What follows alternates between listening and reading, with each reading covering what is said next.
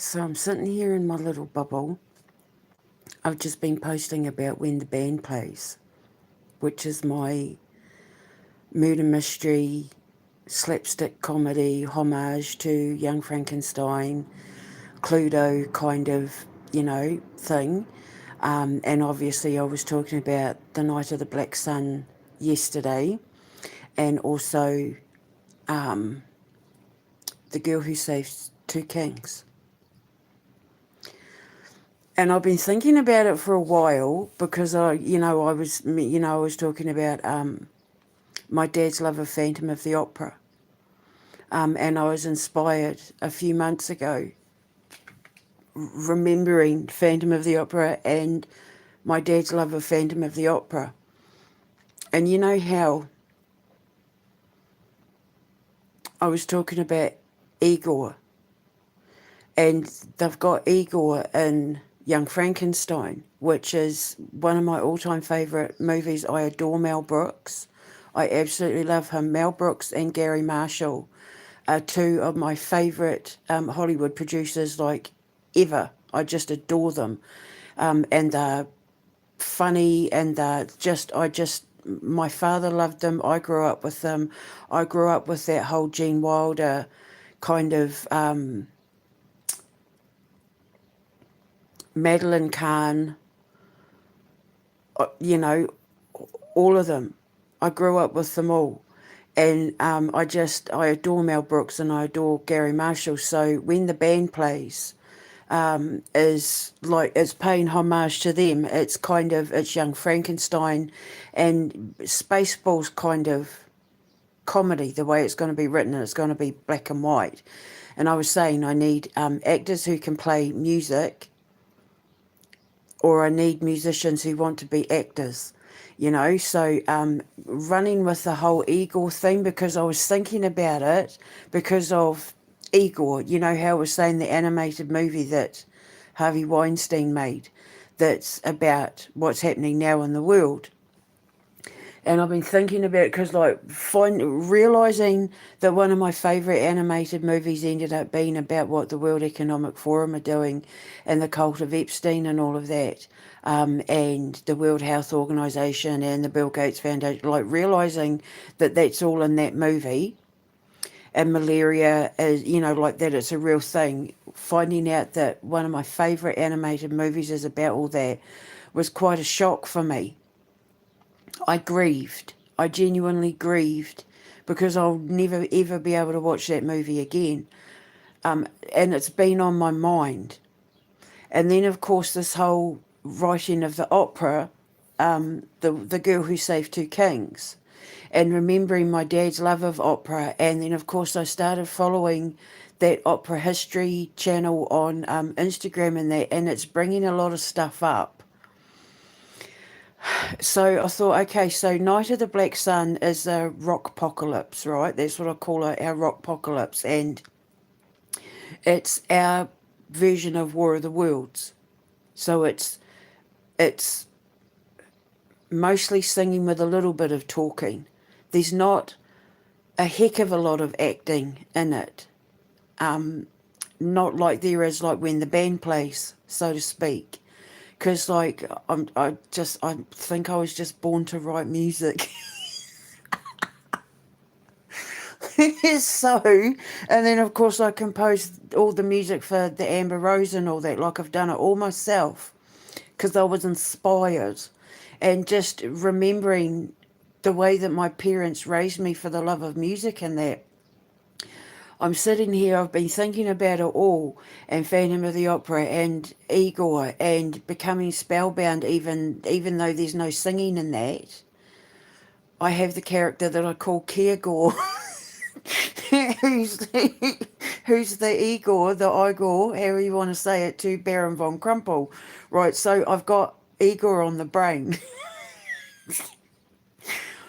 So I've got Night of the Black Sun, which is like War of the Worlds. I've got my opera, The Girl Who Saved Two Kings. I've got my Where the Band Plays, which is going to be like big band music, because it's going to be set in the 1920s, 1930s kind of era. So it's going to be, you know, mostly like trombones and double basses and maybe pianos and, you know, all that sort of thing. It's going to be very 1920s, 30s, big band inspired music and all of that in that movie. And then I've got the Amber Rose, which is like a mix of everything, sort of choirs and, you know, your Disney style romantic music and the sort of stuff that you would expect in Disney. And then, like with the Dear Satan Claus, there's only a couple of songs in that, but it's mostly jazz. Like the big number that Satan sings is like jazz. And when the band plays, there's a bit of jazz as well, sort of big band jazz sort of feel. So I'm sitting here, I've been thinking about it and thinking about it, and I thought, why don't I do a movie about Igor and have it be like a rock opera where they're singing opera to rock music?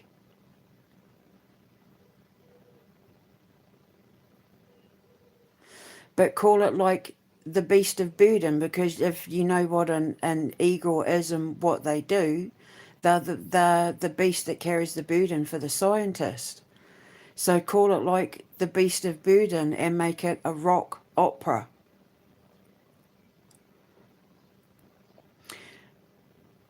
So instead of like classical instruments and that, it's rock. It's, you know, it's like electric guitars and bass and like all the sort of instruments that you'd expect in a rock band, but where they're singing opera, a rock opera. So it might not necessarily be, well, you know what I'm talking about, you know what I mean? But telling the story, because it's another performance to put on stage. Because, you know, I want to get kids into opera. I want to get kids into classical music. And if we do themes and I write stories and that makes it entertaining and fun to watch on stage, then hopefully they'll want to buy the albums and download us on Spotify and or our version of Spotify and all that sort of thing. And then it gets kids loving classical music and operas and, you know, symphonies and all that sort of thing. So, you know, like I'm covering all my bases, but it's like, why don't I do a stage performance? Like, why don't I write a rock opera called The Beast of Burden that's about Igor? Because if you know Young Frankenstein and you know Igor the movie and you know who Igor is, and like, because Igor keeps coming up over and over again in a lot of stuff that I write, because my dad loved Igor. He was one of, like, my dad just, if there was an Igor in a movie, my father loved him. He had a soft spot for Igor, or Igor, depending on. So it's like, why don't I do a rock opera that tells the story of Igor, the Beast of Burden, that's like Phantom of the Opera?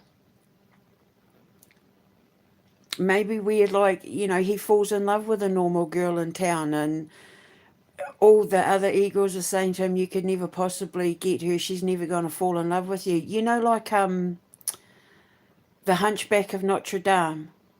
My dad loved the Hunchback. He just, the Hunchback of Notre Dame was the whole reason why I think I had a love of the eagle, of the Eagles too, because, you know, if you know that story and then you know the Disney movie and that with Esmeralda,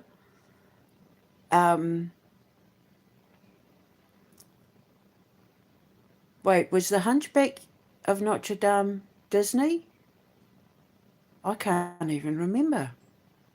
I know the movie though, because I love the way Esmeralda dresses in it. I think it's Disney.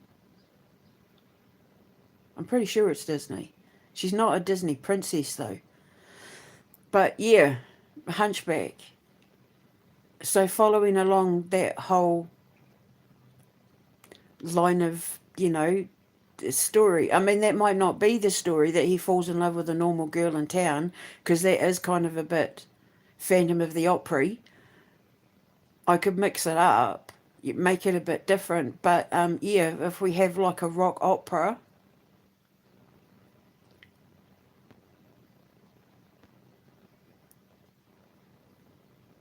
Andrew Lloyd Webber and Tim Rice in there did a few, I think, like Chess was, like I know him so well.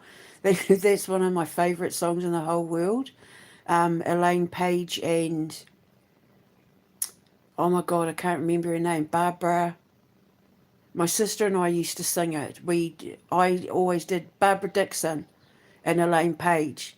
We used to harmonise to that song. It was their little duet piece. I'm going to message you now and say, oh my God, do you remember we used to sing that song? Well, that's from the movie Chess. I think that's pretty much considered like a rock opera, kind of, sort of. But you know what I mean. Like, you know what I mean. But do it based on the story of, like, telling the story of Igor. How cool would that be? And then, like, just imagine that being performed on stage in the outdoor arena. And we could broadcast all of these over my radio station too. So people from all over the world could tune into the radio and listen to our operas and our rock operas and our musicals and all that.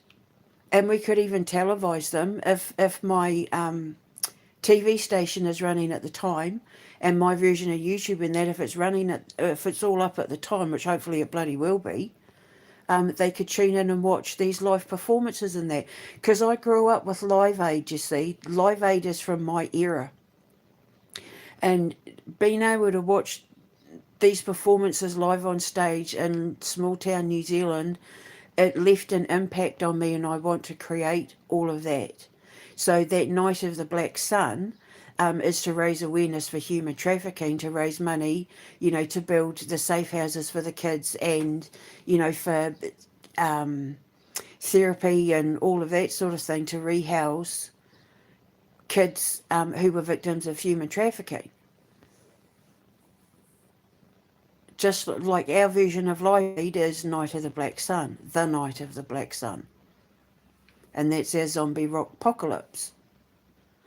But that's all sorts of instruments. Like, if you look at the stuff that I've written for that, you'll see in my notes and that I'll say, oh, there's definitely a clarinet and a piccolo and a oboe and a this and a that, because I have to be honest and say I'm a woodwind instrument girl. Though I would love more than anything to learn to play the drums and relearn how to play the guitar and the keyboard. My ear just has a love of woodwind instruments. I'm a sucker for them. So it's like, well, why not, eh? In for a penny, in for a pound. If I'm going to have an outdoor an outdoor arena, like a permanent stage where we're constantly going to be putting on performances, why not add another string to the bow and do a rock opera based on Igor and call it The Beast of Burden? And then the kids will get to, like imagine the sets. They'll probably just be pull down screens and all that for the most part, but the kid dressing up as Igor. My first husband, I'm telling you now, my love of Igor goes far and wide. My first husband, my very first Halloween party, my very first fancy dress party I ever had, when I was growing up in New Zealand. At the time they were making Lord of the Rings, I believe. My first husband went as Igor, and I did his stage makeup and put the hump on his back. And my father loved that fancy dress party so much. He said, you have to do these every year. And I did. Even my farewell party when I was coming over here was a fancy dress party. And it was at my TV and, no, not TV and movies, fantasy and fairy tale, where my girl Amber went as Marilyn Monroe.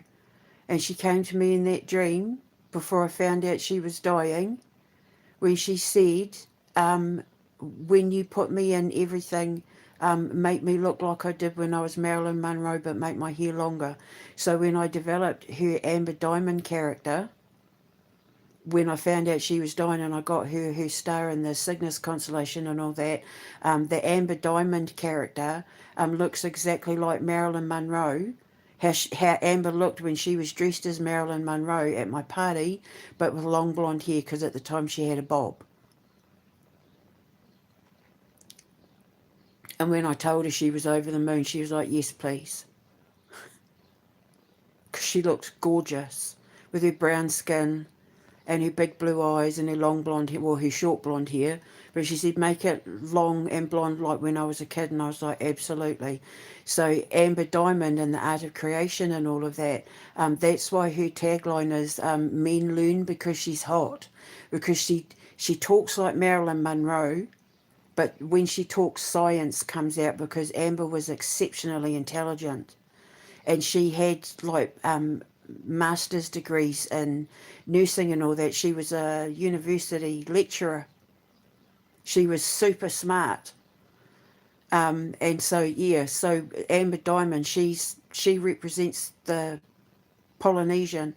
She dresses like a Polynesian. She's got like a big green stone, a big punama around her neck. She's got like the moko on her chin. She wears the feathers in her hair. She dresses totally Māori in that, but she's blonde and blue-eyed, brown skin, because that was Amber. But when she talks, even though she talks like, happy birthday, Mr. President, that sort of thing, she talks like science, because she's the cosmic weather girl and meteorologist. So like all the science comes out, and men learn about cosmology and astronomy and meteorology and all of that because they tune into her because she's hot. So men are getting smart. You'll see it in the cartoon, like all these men like sitting around at work on the construction site talking about all the stuff. But did you see, like she was talking about how the comet this and the blah that, and it interfered with the weather and blah and this and that and the other thing, talking about all of that sort of stuff around like the construction site, because they're learning from her, because they're tuning in to watch her because she's like drop dead gorgeous. So that's her tagline. Amber Diamond, cosmic weather girl and meteorologist. Men learn because she's hot. That's all based on Amber and her little character. But in my very first fancy dress party, I have put photos up, but I'll use it for the thumbnail for this video. My first husband dressed as Igor. There's my brother-in-law, Vincent, my ex-brother-in-law, and my brother George. They both went as Phantom of the Opera as well. So I'm not lying when I say that all this was a part of my life. I just never paid it any attention because I thought opera was for nudes. I was like... I grew up with like the Sex Pistols and Talking Heads and Susie and the Banshees and all that. I mean Duran Duran, and I grew up with like 80s music. I was just talking to my sister the other day about, do you remember when Dad thought that I was a lesbian because I told him I liked Nick Rose from Duran Duran? She sent me this thing saying, oh my God, I was just thinking of you listening to the song, and I started crying. And I said, do you remember when I told Dad I liked Nick Rose? And he said, oh, Debbie, don't tell me you're into girls. And I was like, no, Dad, he's a guy. He's a man. And he was like, oh, my God. And he thought Boy George was a girl as well. But Dad thought I was a lesbian because I liked Nick Rose because he thought Nick Rose was a girl. And she was like, oh, my God, I remember that. So, I'm not joking. I paid no attention to the music my dad listened to because I thought it was for nudes. And now look, I'm so embarrassed and ashamed, but I'm making up for it, Dad. My father was the biggest inspiration for me for composing music. He made me...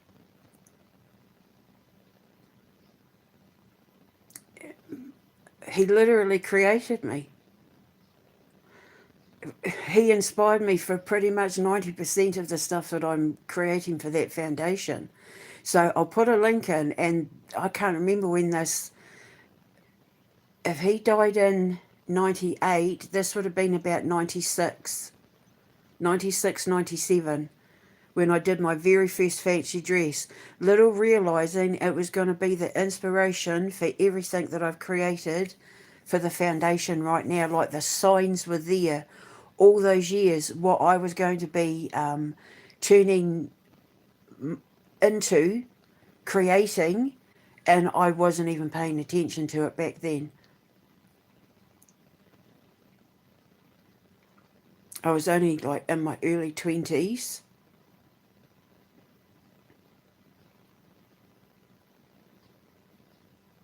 I spent months making the decorations myself. I did a bloody fantastic job too. So much so that I had no time to put into my own costume. But it's like fancy dress and parties and music and getting everyone into character and that, like making the sets and the decorations. And I made big huge paper mache black widow spiders, and I made fake gravestones, you know, and they looked, I was, for someone who's not an artist, I was very, very impressed, and everybody loved it, you know. So little did I know, the signs were there. I never knew in a million years that I would end up risking life and limb to build a creative art school for children, even though now when I look back on my youth and my childhood, the signs were there all along.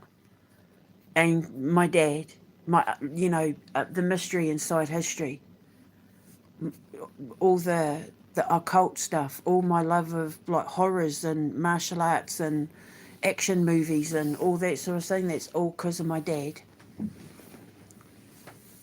I'm my daddy's girl, and I'm the one that he thought was weird. Well, it's not, it's just he didn't know how to handle me because I cried a lot. But back in those days, nobody knew what being empathic was. Well, my mum did. My mum knew what being an empath was because she told me what I was. But she said I was more than that. You're an empath, but you're more than that. So The Beast of Burden is going to be a rock opera about Igor. I can't wait. I'm so excited. We'll start with him as like a little kid up to being an adult. Like we'll tell his story, and then I have to like pad it out with what's his story going to be. Is that he falls in love with a normal girl, or he falls in love with a girl Igor, or maybe he falls in love with a normal girl in the village. I still need to come up with a new name for a Boracom.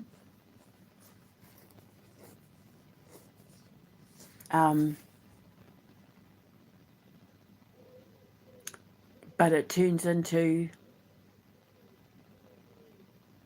him falling in love with a girl Igor, maybe. See, Message in a Bottle, there's no talking in that. It's all the music does the talking for you. But I was just going to use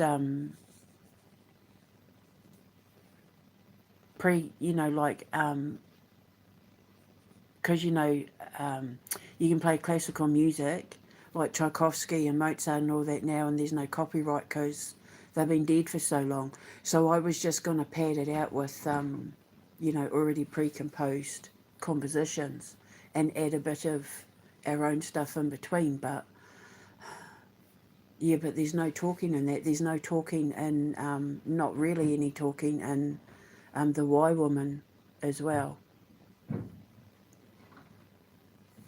There's a lot of stuff I've written that lets the music do the talking for you. So The Beast of Burden. I'll pull up that photo of my ex-husband. So it's so exciting, isn't it? And my cosmic whale dream, I just keep thinking, I just got to find my musicians and put on this great performance. I can't wait. I'm so excited. So now, while I'm doing my opera, and because I'm still working on in my head music for Night of the Black Sun, I'll be doing this as well. So I'm working on 3 musicals at the same time. Because why not? I mean, I'm sitting here waiting for justice, so why not? So that's another one for you, Daddy. I'll speak to you soon. Ka kite anō. Mwah.